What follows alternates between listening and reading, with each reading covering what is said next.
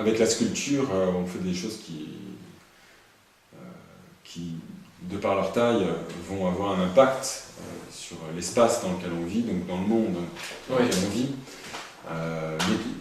Mais cet impact va être très très long à obtenir parce que la sculpture, c'est vraiment ce que j'appelle l'art de la lenteur. N'importe quelle sculpture, ce sera des mois de travail. Et donc pour choisir ce médium-là, c'est vraiment... À part le polystyrène. Le polystyrène, c'est ça, c'est pour les, ça prend quand même pour les solutions d'urgence, exactement.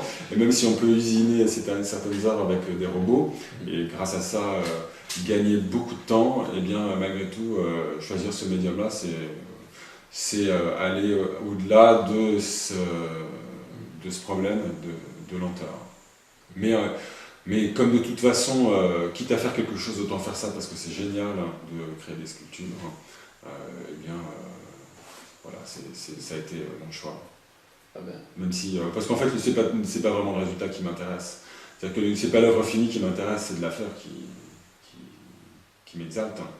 C'est pas tout le travail, toute la préparation, toute l'étude du sujet, parce qu'en fait, comme les œuvres sont, c'est comme une histoire, mais incarnée dans une matière, eh bien il y a toute la conception de cette histoire, le bleu, blanc, rouge, à la verticale, en diagonale, est-ce que vraiment je mets du bleu, blanc, rouge, parce que dans ce cas-là, je m'attaque à la France, or moi mon truc c'est pas, c'est pas ça mon sujet c'est le pouvoir, donc je vais pas prendre le drapeau américain, parce que je suis français donc ça aurait pas de sens, ce serait presque opportuniste ou facile, et puis ça a déjà été tellement fait que ça pourrait être confondu avec d'autres intentions qui ne sont pas les miennes. Moi je veux vraiment parler du pouvoir, de la nationalité, effectivement là du coup ça deviendrait encore autre chose. Oui, voilà, donc il y a toutes ces réflexions-là qui sont, que j'ai vraiment menées à fond, et avec des choix que j'ai faits,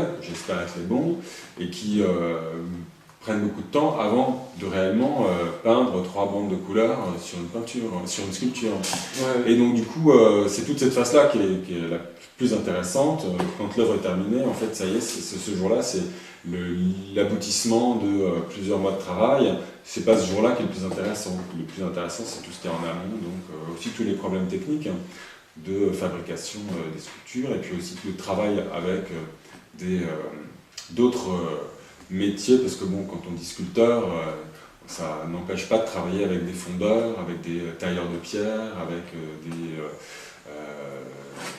labos qui font des captures 3D d'objets. Bon, donc sculpteur, c'est au milieu plus large que ce qu'on pourrait penser. Voilà, en fait, ça fait intervenir des métiers qui sont dans lesquels, je dois faire appel à des experts dans d'autres domaines très proches toujours proches de la sculpture, nécessaires à la réalisation du travail que je veux accomplir. Et donc du coup, je suis dans ma bulle, mais j'en sors pour aller à la fonderie, j'en sors pour aller en Italie à Carrare, j'en sors pour aller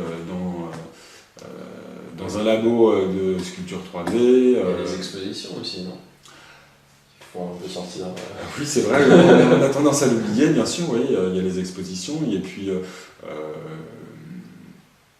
pour un peu revenir sur cette idée de bulle, revenir en la relativisant, eh bien, il y avait par exemple un festival cet été où était exposée la termitière tranchée en deux, où là j'étais sur place pendant toute la semaine et où j'accueillais le public et avec qui je discutais, avec qui je présentais mon travail. Et donc là c'était le moment, on va dire, un moment d'échange très intéressant pour moi. Très tourné vers les autres, enfin là c'était vraiment... Là, il n'y a presque plus de bulles. Là il n'y a plus de bulles, enfin là vraiment où les autres rentrent dans ma bulle, mais c'est même plus...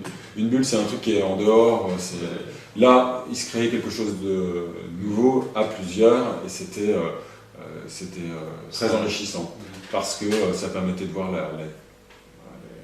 la manière dont les gens comprenaient le travail, qu'est-ce qui les intéressait dans ce travail, pourquoi les enfants réagissent au quart de tour sur certains aspects des sculptures, alors que, et en particulier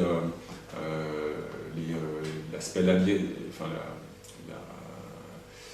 la forme en labyrinthe de l'intérieur de la termitière, et là ça c'était un truc que les enfants adoraient. Pourquoi d'autres personnes passent devant une sculpture de 3 mètres sans même la voir, ça c'est quand même extraordinaire. C'est impressionnant. C'est un lieu, là en l'occurrence c'était l'hôtel de Sade à Saint-Rémy-de-Provence, et donc c'est un lieu magique, une ruine composée de plusieurs éléments dont les plus anciens datent de l'époque romaine, 4e siècle après Jésus-Christ, ce sont des termes, et donc il y a plusieurs strates d'architecture, les premières donc romaines, ensuite il y a une strate romane, une strate gothique, renaissance, et puis 18e je crois, donc dans un ensemble architectural très grand, avec un beau jardin, et donc les sculptures étaient installées là. Enfin, il y avait la grosse sculpture, la termitière tranchée en deux, avec son labyrinthe à l'intérieur. Il y avait une toute grande toile d'araignée, il y avait des nids d'oiseaux, enfin bon, le thème c'était les architectures animales. Et donc, il y en avait un peu pour tous les goûts. C'est pour ça que certaines personnes qui passaient devant la sculpture de 3 mètres sans la voir, n'avaient Dieu que pour justement la ruine. Ah oui, d'accord. Ouais. Ça c'est assez intéressant. Oui, c'est le regard sélectif. Hein. Ouais. Le regard sélectif. Et voir puis, que la ruine n'est pas voir la sculpture. Ouais. En fait, ça reflète l'intérêt qu'ont les visiteurs ou pas pour les œuvres d'art contemporain. En fait, c'est surtout ça.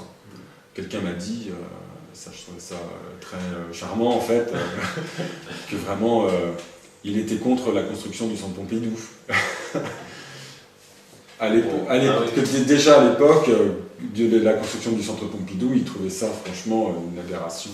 Et pour quelle raison? Et donc il me l'a dit à moi parce qu'il a pensé que je faisais partie de de cette clique de gens qui sont responsables de la construction du centre Pompidou. Oui, enfin, je comprends l'amalgame qu'il a fait, et puis bon, en même temps, il est pas...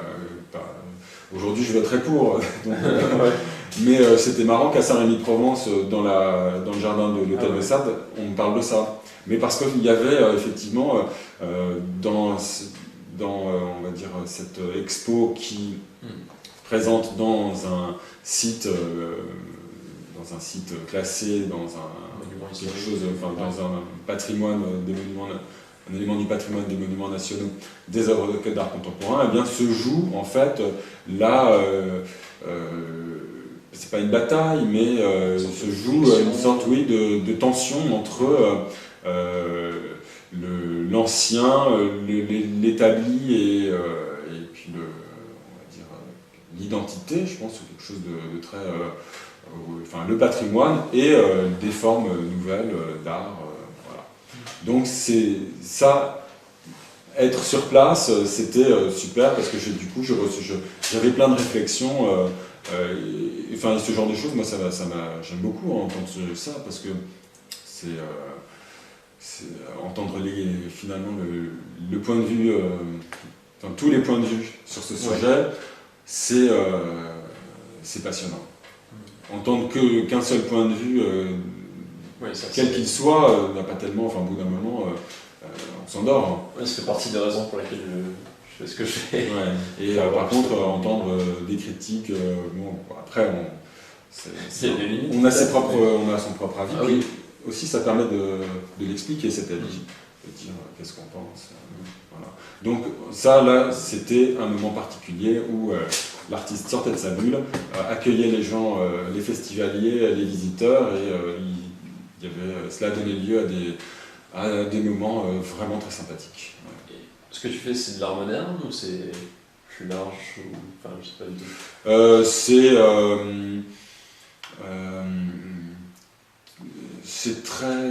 C'est une forme d'art c'est une forme d'art ancienne puisque je fais des sculptures. Ah oui, donc des sculptures, ça c'est quelque chose d'ancestral. Voilà. Ensuite, certains de mes thèmes vont même jusqu'à reprendre des motifs qui sont antiques, comme un casque ou un temple. Donc là déjà dans la symbolique et l'imagerie, ce sont des choses qui sont on va dire déjà assimilées depuis longtemps par le cerveau. Cela dit, bien sûr, mon ambition et ma démarche, c'est de les remettre, de les faire passer dans le filtre de mon goût, des techniques d'aujourd'hui, des enjeux d'aujourd'hui. Enfin, il y a quand même toujours derrière une idée particulière qui a été à l'origine de l'œuvre. C'est pas juste un catalogue de sujets, c'est vraiment une histoire, quelque chose qui rebondit sur un moment dans la vie du pays, où par exemple les vanités bleu, blanc, rouge, je les ai faites 6 mois avant le débat sur l'identité nationale. Et donc quand le débat sur l'identité nationale est sorti, je me suis dit, tiens là, j'avais senti le truc. Et il y avait, bon, c'est une sorte d'intuition. Mais bon, cette intuition, en fait, c'était pas très difficile de l'avoir, parce que déjà depuis, la politique en France, et le débat politique en France depuis quelques années, il se cristallisait beaucoup sur les questions d'identité nationale. Il y avait un ministère pour ça en plus, donc bon, c'était clair que c'était un sujet que l'art devait, que certains artistes devaient traiter et traiter jusqu'au bout. Voilà. Donc du coup, cette œuvre, c'était reflétait exactement ça. D'où finalement, on revient à des questions politiques et la politique permettant, les discours politiques ayant pour vocation, pour but de changer le monde ou pas. Oui, de la conserver. Oui, c'est ça, exactement. Ouais. Donc là, en l'occurrence, c'est une œuvre pour conserver un certain niveau démocratique, on va dire. C'était ça, un certain haut niveau démocratique. Haut niveau. Voilà, exactement.